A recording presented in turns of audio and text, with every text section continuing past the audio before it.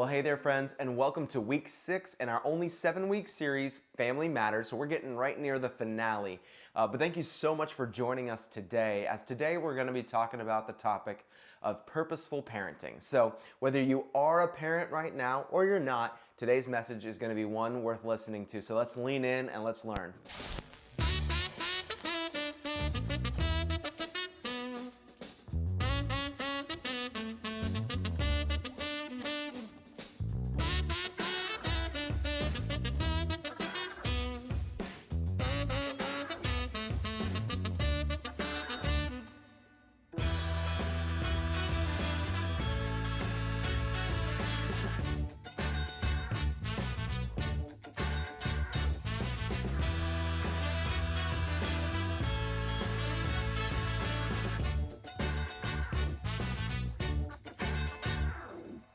So as I was sitting down to write this week's message, Madeline interrupted me and we're sitting on the couch, and she asked me to look at her Instagram story and reply to it. And I told her that I was about the Lord's business and I cannot come down. It's a little Nehemiah reference for those of you who are Bible nerds out there. But anyway, for real, I took a quick break from my notes and I went and checked it out. And on her story, it was one of those trends where you ask people for their unpopular opinions. You've probably seen it. Have you seen this? So people give anonymously their unpopular opinions of things like Chick-fil-A is overrated, or Oreos are trash, or all kinds of other opinions on all kinds of different things. And as I was trying to think of them, I told her eventually, I was like, listen, I think I have too many unpopular opinions. And also I told her, I was like, I think I'd get you in trouble with a lot of mine. Anyway, as I got back to my notes and was working on finishing out the notes for today, I couldn't help but appreciate the irony of that moment, because parenting, which what we're talking about today, is easily one of the areas where it seems like anyone and everyone has an opinion. And many of them can be very unpopular or contrary to each other. You have all these strong opinions that are the truth, but they conflict and they don't even agree, and everyone has different views of things. And it's an area, I'm sure you know this, where emotions can run so high that opinions get elevated to being your truth, which is then elevated to a level like gospel. It is gospel truth. And things like, hey, listen, no one else is your kid's parents, so you need to do what's right for you. I just want to really quickly point out, by the way, that as soon as someone offers wisdom like that, they're literally and ironically telling you how to parent. So even when they're telling you, hey, don't you listen to anyone else who tells you how to parent, that's literally what they're doing. But because it's a self-centered parenting style that they're offering, we don't feel like the instruction is too pushy, because it literally makes us the ruler of our domain when it comes to parenting. But we're not the ruler of our domain. I mean, we do have, as people, some authority, for sure. Heck, when God created the earth, He told Adam and Eve to exercise dominion or authority over the creation that was all around them. And this was part of our being created in the image of God, and it was part of our God-given purpose in existing, was to have authority. But God was still the main authority, the actual creator of those things that we had authority over. So when Eve first created life in her womb, she marveled at that opportunity to create life. She was like, wow, this is amazing that with God's help, I've been able to bring about life. But even though she was a big part of that life and its origins, she was not ultimately the ultimate authority in its life. She was still just a steward, a caretaker, a manager. And not only do the first chapters of the first book of the Bible show us quite clearly that God is the originator, He's the designer of family, but we also see, from looking not too far, Genesis chapter 4, we see Adam and Eve's two sons, Cain and Abel, and the jealousy and the rage of Cain leading him to murder his brother Abel. We start seeing that family dysfunction can get really awful really quick. And some of us who are watching this today and who are a part of Alive here, some of us know all too well the devastation that can come with family. And I just want to say to you today that God is brokenhearted by the brokenness of family. It's not His design and nor His delight to see the hurt and outright sometimes horrors that can come within a family. But it's also, and hear me out here, it's also not beyond his redemptive power. And I think sometimes we can have this sense of God is mighty and powerful and can do anything. But then there's a small asterisk next to that and a small footnote that says, except in my family. Listen, if need be, God can even fix your family if it's been broken. He can heal the wounds. He can rewrite a new story, and maybe it won't erase all the wounds of the past, but he can absolutely bring you enough freedom to not repeat them yourself in the future. He can change the trajectory of our families. But this doesn't happen by accident. Instead, it happens by design, and it's God's design. See, there are a lot of opinions about family out there, specifically about parenting. There's a lot of convincing advice and instruction out there, and the question becomes, what does God have to say? And does that even actually matter? And how do we reckon what God says about parenting with what our favorite psychologist or blogger or our own parents or our best friends or whomever say about parenting? Well, that's something that, quite frankly, you've got to answer for you and your house. You got to determine if God and what he says is going to be what you live by, or what a blogger says, or a psychologist, or a therapist, or whomever else. I'm not trying to knock those things. I'm just trying to say, at the end of the day, who's got the final authority? But just for what it's worth, why don't we take a look today at some of what God does say about the amazing role of parenting. And I'm excited because we're going to get to camp out in one passage today, and we'll visit some other key scriptures, but this will be our main base for today. And it's found in Psalms, which means that it's poetry. So we got to interpret it in the way that you interpret poetry, with all of its pictures and metaphors and things like that. But it's actually a rare psalm, because we can sometimes think that psalms are David, and King David wrote all the psalms, but he didn't. In fact, this one's written by his son, King Solomon. And in Psalm 127, we're going to read the whole thing, verses 1 through 5. It says this. It says, "Unless the Lord builds the house, those who build it labor in vain. Unless the Lord watches over the city, the watchman stays awake in vain. It is in vain that you rise up early and go late to rest, eating the bread of anxious toil, for he gives to his beloved sleep. Behold, children are a heritage from the Lord, the fruit of the womb a reward. Like arrows in the hand of a warrior are the children of one's youth. Blessed is the man who fills his quiver with them. He shall not be put to shame when he speaks with his enemies in the gate." Solomon is passionate about intentional parenting and teaching the next generation. That's, for instance, why he wrote the book that follows Psalms, the book called Proverbs.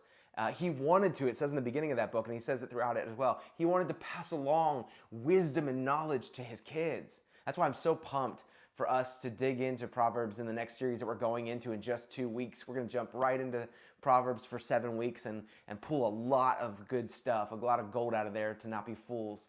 But this psalm right here that Solomon writes has some crucial wisdom to deliver to us today before we ever get to Proverbs. See, the Holy Spirit inspired Solomon to drop some knowledge about kids and parenting that we're going to get into today. And the one last thing, though, before we do, I want to remind everyone that this is for everyone, because I know what the tendency could be. For some of us, we might think, well, I don't have kids. I'm nowhere even close to having kids. Or maybe I don't even want to have kids, or whatever it might be. Well, whether you currently have kids or not, it's so important for us to know what God's design is for this family matter, because it'll affect how we approach parenting when it comes up either in conversation or perhaps even in our future family. So the first thing I want us to see comes from verses 3 to 5, when it talked about like children are a heritage from the Lord, the fruit of the womb a reward. Blessed is the man who fills his quiver with them. And since blessed in the Bible means happy, it also could be happy. So it's saying basically, happy is the man with a bunch of kids. That's what it's saying. Now, I'm not sure that's the way that people commonly talk about it in our culture, is it? Like, do you often hear people talk about blessing, what a blessing it is to have so many kids? And so the first thing that we need to come to terms with in God's design for parenting, this is your first one, note takers, the blessing of kids. The blessing of kids. I mean, a lot of the jabs that we make about parenting are supposed to be in good fun. And I figured I'd share a couple jokes with you that I found on the internet for this about kids. So here's one. Can't find your kids? Don't worry. Sit on the toilet. They'll find you. Before I had kids, I didn't know I could ruin someone's day by saying, "Get dressed, please." Parenthood is a journey, except it's just traveling from room to room, putting away the same toys all day long.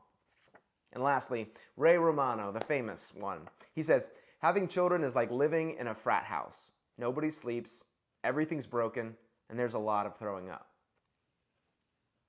Now, humor is meant to be overstated, taken with a grain of salt, and it's supposed to be a little salty itself even. It's got to have an edge. I'm aware of this. It's got to have an edge to be funny. But have you ever noticed that the edge of joking about parenting is how unenjoyable it is and how burdensome kids can be? Have you ever thought of that? Now, I could delve deep into how we got here as a people, but we don't have the time for a TED Talk on the American view of children and raising children. But I do just want to quickly point out that maybe the reason we have an axe to grind with kids and what they do to our lives is because as a culture, we highly value independence and personal success. It's all about following my dreams, accomplishing my dreams, and living my life the way I want to. It's self-focused.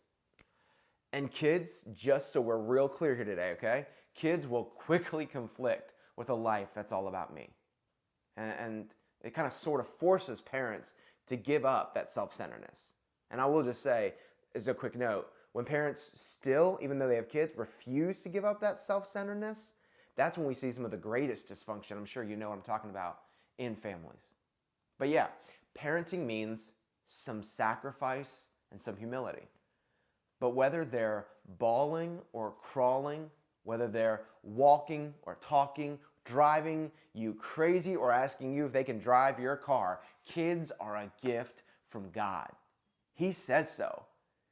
He doesn't give them to you or to us so that we'll be frustrated and frazzled and fatigued. So if you do find yourself feeling like your kids are a burden to you, like they're ruining your life and they're ruining the plans you have for your life, I just want to suggest that it might be worth prayerfully asking God, what's going on here? What's making me feel this way? God, why am I seeing my kids this way? It's not how you see them.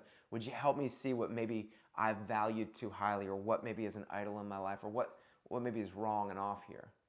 Because I know that Ray Romano joked about living with kids being like a frat house, but the Irish playwright George Bernard Shaw wrote and said that perhaps the greatest social service that can be rendered by anybody to their country and to mankind is to bring up a family. And apparently that's a pretty noble thing. An American president, Herbert Hoover, once said that children are our most valuable natural resource. So apparently it's pretty important. And let me just remind you again, God himself stated that children are a blessing and not a burden by calling them a heritage and a reward. So what if, let me just throw something out here. What if we determined to see kids as that? Again, whether we're talking about our own kids or the concept of having kids, or we talk with other people about their kids, what if we removed talking about kids like they're a burden or a nuisance or an inconvenience?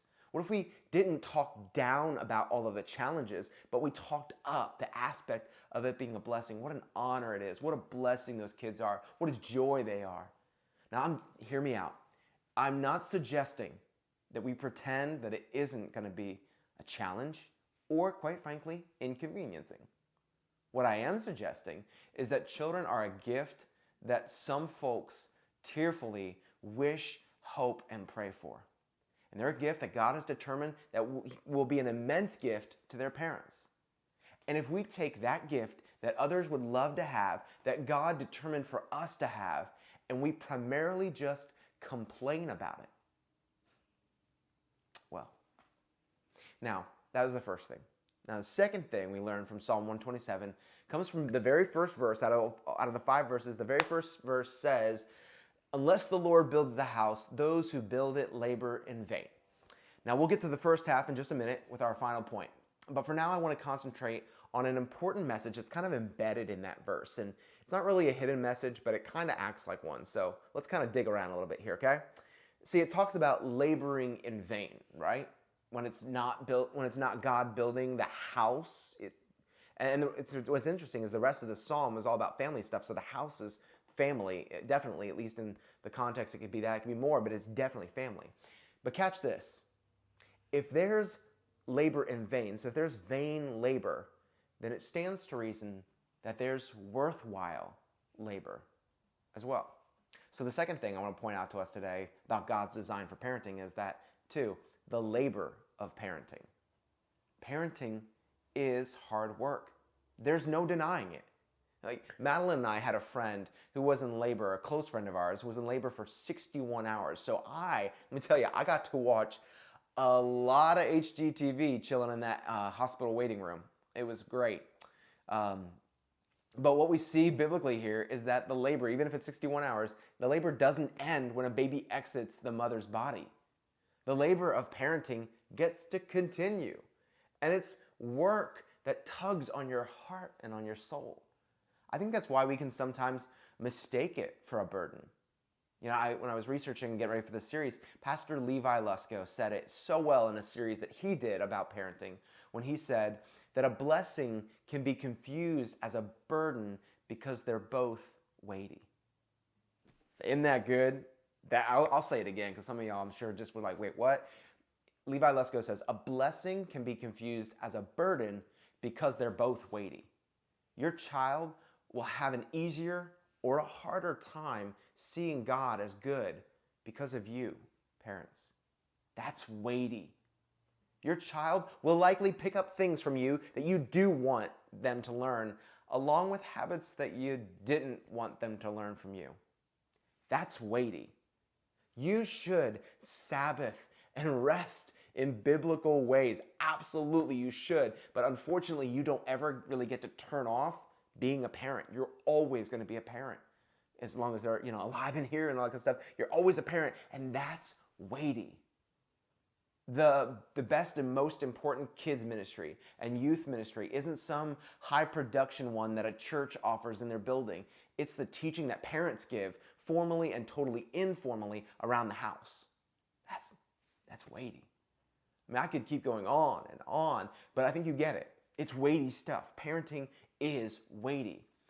And the cool thing is that some of y'all just realized that you got new bragging rights that you didn't know you had before. So you're like, 61 hours? I've been in labor for 15 years. Well, good on you, mama, and good on you, pops. I'm seriously proud of you. Keep laboring on that teenager because they need it. They need to know that you're working on them. But for real, I want to let you know, I tip my hat to some of you, those of you who, for whatever reason, are having to labor on something so challenging and so important, and you have to do it alone, in the sense that you're a single mom or a single dad. Studies say, I found that in 1960, around the time my parents were being born, only about 1 out of every 20 births were to an unmarried mom. Then in the early 2000s, 40 years later, actually in the early 2000s, heck, a lot of our alive church family maybe were getting born at that point, and your early 2000s babies, or you were at least young back then. Well, back then, at that point, it was about 1 in, not 20, but 1 in 3 that were born to a single mom. Single moms, single dads, you've got a big task before you, and there's no sense in me or anyone else or you in playing it down. But let me just tell you that God is sufficient enough to give you the grace and the wisdom and the patience and the power that you need to do it. I know sometimes you feel like you're in way over your head, and you might be, but you're not in over God's head, and God is with you, and He'll carry you through it. But we've got to recognize that parenting is labor intensive, and that's okay? Listen, it's not a sign that you're doing it wrong necessarily, or that you're not having enough faith or anything like that. If it feels like work, it's because it is. It really is. It is a labor. Parents, you've got to put in the work to show your kids Jesus. Parents, you've got to put in the work to give them a better option than Google to answer their questions about sex and drugs and identity, or what happens after we die, or what matters most in life right now. Parents, you've got to put in the work to pray for, pray with, and pray over your family. And quite frankly, any insecurities or maybe like fears that you have about praying, they're going to try to rob you of the blessing that comes from praying for, praying with, and praying over your family. Don't you dare let that happen. Your kids, whether you try for it or not, your kids are learning from you. Which gets us to our final and honestly the main thing that I think we learn from Psalm 127 when it comes to purposeful parenting. This is our last point, but it's a big one. The importance of direction. Because again, just that first verse, it says, unless the Lord builds the house, those who build it labor in vain. So it's vain, empty, meaningless to build something that's not of God. To build your kids on anything other than Jesus is worthless. And there are a lot of other options for what you could try using as the foundation for your kids' lives. I mean, their self-esteem. Do they feel important? That could be the primary goal. Your expectations. Are they accomplishing what you think they should be with their life? That could be your primary goal, getting them to do that. A quality education, their happiness, their individualism, and having their own individual identity. There are so many things that we could have as the primary goal for our kids. And some of them could be good, and some of them are honestly pretty sounding, but also pretty destructive. Like making your kids' happiness their main goal. I just want my kids to be happy. I really want them to be happy. Like, be intellectually honest for a moment. Because a kid who eats candy all day, every day, might be happy, but they won't be healthy. And since I think we get that parents are called to help raise healthy kids, let's ask the question, what is the ultimate sign of health? Since it's more than just happiness, it's health. What is the ultimate sign of health? I would say it's this. It's living in the way that you were designed to live. Something is healthy when it's operating in the way that it was designed to operate in. That means, for kids, it's about determining what is God's design for each of us and then living in that and helping them to live in that. So that will then impact our mental health and their mental health, emotional health, physical health, and relational health. It will cover those bases. But it's critical that we get that the main thing really is the main thing.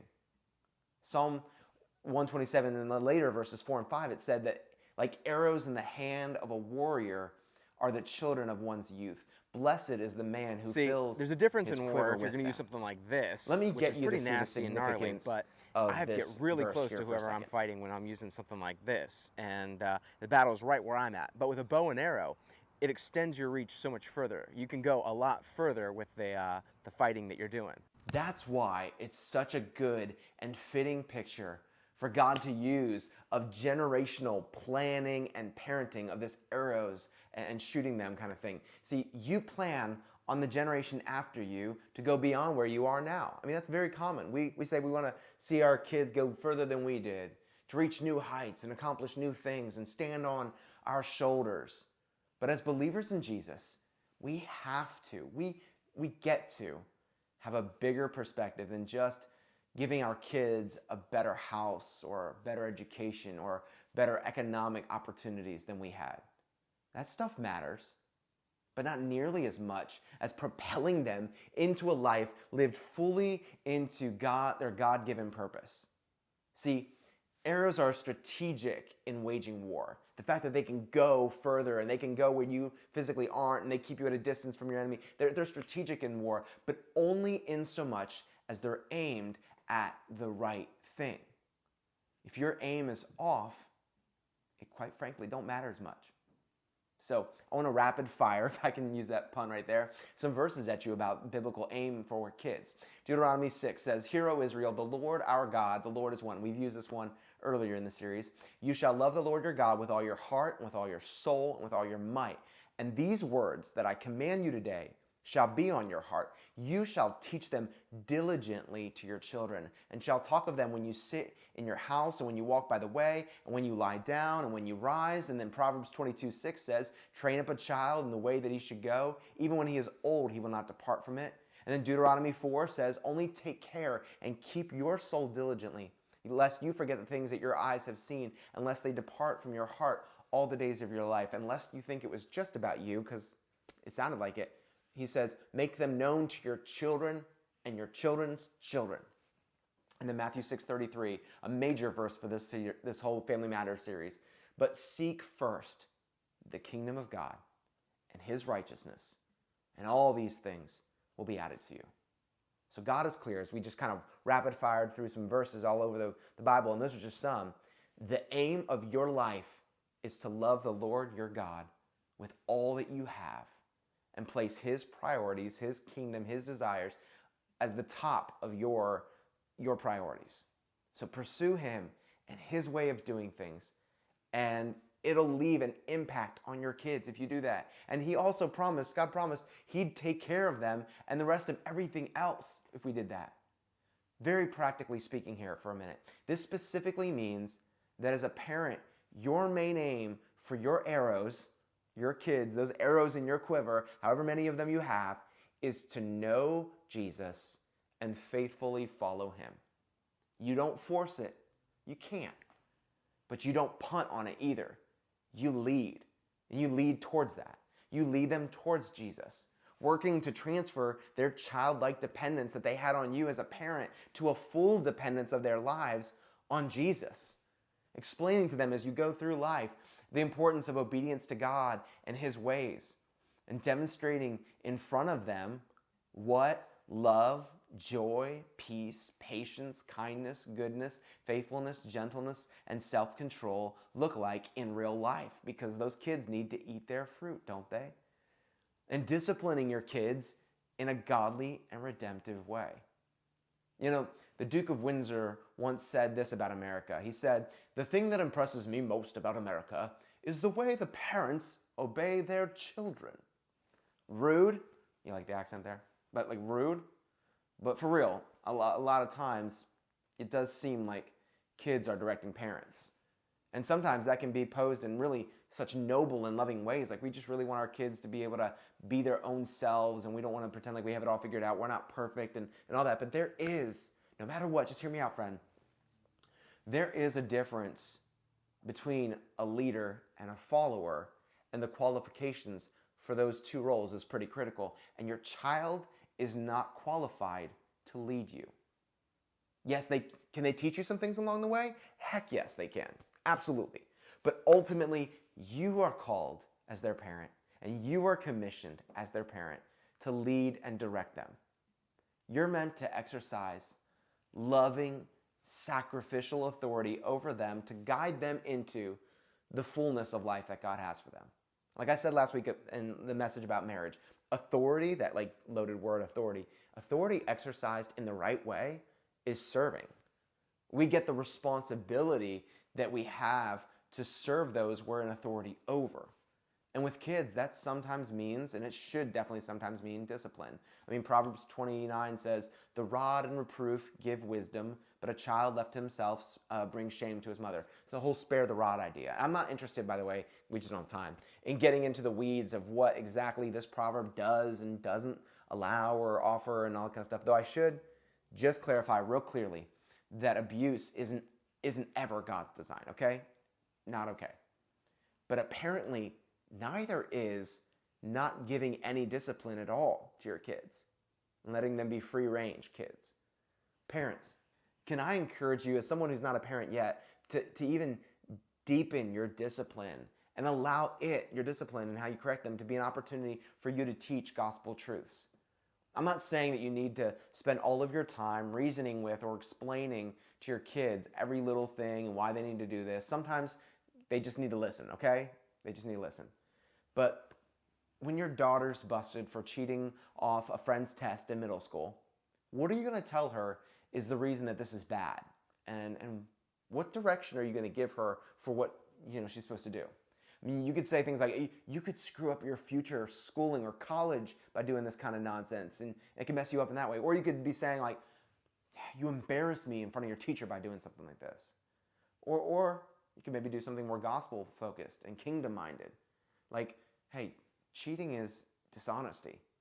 And we serve a God who highly values truth so much that he calls himself the truth. And he says that the devil is the father of lies. So when we lie, like we do when we cheat, we're following a really dangerous leader. That's one of a couple options, parents, that you could choose to take in that moment. You know that you're often going to give some sort of explanation for why they're in trouble, why they're being punished, or what they need to learn in that moment of discipline. So what if it was just deeper than the immediate action of like, I just don't want you to do that. That's not good. We don't do that. We don't do this. Why don't we do it? Why is this important? What if you pointed them to the deep truths of God's word and God's design for our lives, instilling into them, shooting them, by instilling into them some of the character and the values of God's kingdom? I got a little homework for y'all if I can do that. Who knows who's going to be willing to take me up on this idea, but let's try it out. I'm challenging you to think of some common misbehaviors that would need to be disciplined, okay? And then here's the question. How would redemptive discipline, where it's redeeming the moment, teaching them something through it, how would redemptive discipline look like in those different moments? And what would be some deep Christ-centered teaching that could be given as part of that teaching moment, whatever the age might be? Because obviously with a teenager, you might be able to get much deeper than you might be able to with a 3-year-old. But can you do it with a 3-year-old? I think you can. What does it look like? Because at the end of the day, parenting is meant to propel kids into their purpose. Like, this is the one thing I want you to. There's a reason we talk about raising children. There's a reason we talk about raising children. You are raising your view of children, that they're a blessing and not a burden. You're raising the bar for your expectations of the work that it is going to really take to raise children. You're raising them to go beyond you, and you're raising a warrior who will make an impact beyond you. Parents, what you're doing matters, even in the moments where it feels like it's totally insignificant. Just think of that mom back thousands of years ago who packed that one boy's lunch with 5 loaves and 2 fishes and sent him to go listen to Jesus talk. That mama had no idea the full significance of her actions when she was packing the original Lunchable and sending her kid off to the original VBS. But she serves as an unsung hero of what can happen when a child is shot out from the bow at the right target. That boy got to witness a miracle. No, actually, you know what? Beyond that, he got to be a part of a miracle. And your kids could be a part of a miraculous work of God too. I fully believe it. Sometimes we just gotta pack a lunch and tell them to go spend some time with Jesus. As you continue to lead into Jesus, wherever you're at when it comes to parenting, would you allow him to give you, whether it's an unpopular truth, not opinion, but truth or not, would you allow him to speak into what it looks like? Because trust me, anybody doing parenting stuff, we need all the help we can get. But make sure you're getting the right help. And God offers to be with you and to lead and guide you, and his ways are best. Trust him and watch those arrows fly through the air.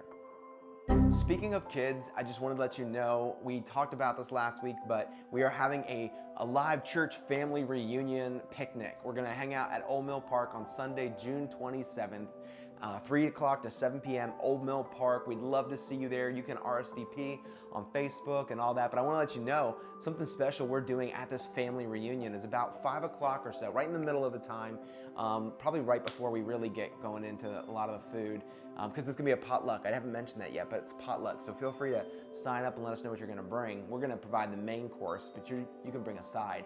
But anyway, around 5 o'clock, we're gonna have a child dedication. We're gonna go ahead and dedicate some kids, potentially here, multiple kids, to the Lord and have their families dedicate them to the Lord. So what a fitting message to tie into that. But I'm really excited for us on June 27th to gather together, have some fun, play some games, see each other again, eat some food, and do some child dedications to God. So I hope that you can plan on being there and that we'll see you there.